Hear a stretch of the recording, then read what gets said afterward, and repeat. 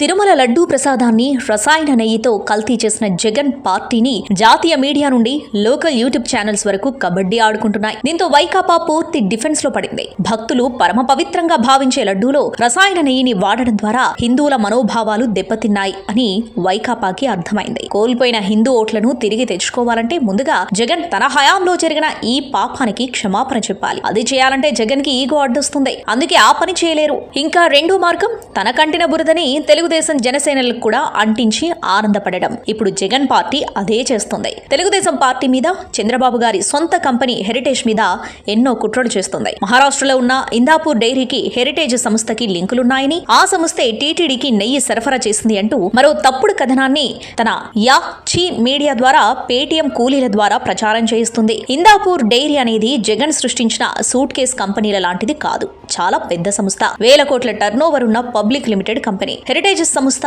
కొన్ని ఉత్పత్తుల తయారీకి ఇందాపూర్ డైరీతో ఒప్పందం కుదుర్చుకుంది. ఇది అన్ని కంపెనీలు చేసే పనే. అయితే ఆ ఉత్పత్తులన్నీ హెరిటేజ్ బ్రాండ్ పేరు మీదే తయారు చేయించుకుంది. అంతే తప్ప ఇందాపూర్ డైరీ పేరు మీద కాదు. మ్యాటర్ ఇంత క్లియర్ గా ఉన్నా కేవలం తన కంటిన బురదని అందరికీ పూయాలనే వైకాపా ఇలాంటి అబద్ధపు ప్రచారం చేస్తుంది.